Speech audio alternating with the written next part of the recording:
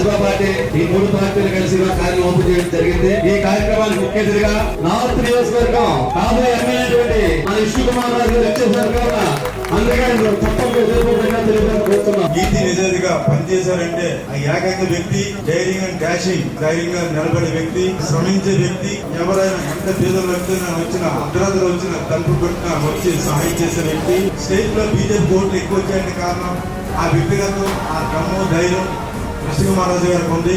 మనం ముగ్గురు కలిసి ఒకే గుర్తు, కమలం గుర్తు, అసెంబ్లీ.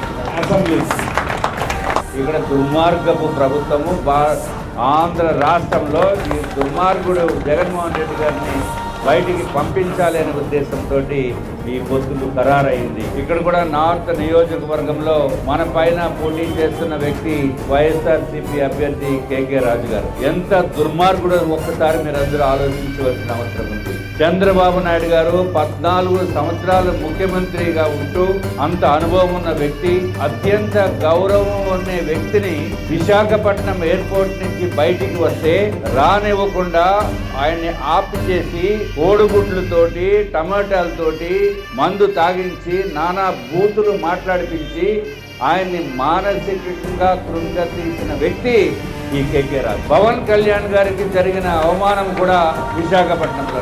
ఆయన ఒక ప్రోగ్రాం పెట్టుకుని ఆ ప్రోగ్రామ్ ని జరగకుండా ఆపిన వ్యక్తి ఈ కేకే రాజు. అంటే వైఎస్ఆర్సీపీకి విశాఖపట్నంలో ఎక్కడ గుండాయిజం చేయాలన్నా, ఎక్కడ రౌడీజం చేయాలన్నా ఇక్కడ వైఎస్ఆర్సీపీ నాయకుడికి జగన్మోహన్ రెడ్డికి కనపడే వ్యక్తి మా పైన పోటీ చేసే ఇప్పుడు అభ్యర్థి. అంటే ఇటువంటి అరాచకాన్ని మనం ప్రోత్సహిస్తామా? నీతి నిజాయితీగా ఉండి ధర్మాన్ని కాపాడటానికి పూర్తి ప్రయత్నం చేసిన వ్యక్తిని మనం ప్రోత్సహించాలనేది ప్రజలు ఆలోచించాలి. ఈ వార్డులో గాని, నార్త్ నియోజకవర్గంలో గాని ఎవడన్నా మితి మీరి వైఎస్ఆర్సీపీ నాయకులు గాని, కార్యకర్తలు గాని ప్రవర్తిస్తే చేప పొలుసు ఒలిచినట్టు ఒలిచేస్తాను అధికారంలోకి వచ్చిన తర్వాత. చేప పొలుసు ఒలవటం అంటే తెలుసు కదా, మీకు అందరికీ బాగా తెలిసి ఇలాగా పావుతారు. ఆ పావుడు ఎలా ఉంటుందో చూపిస్తాం ఈసారి.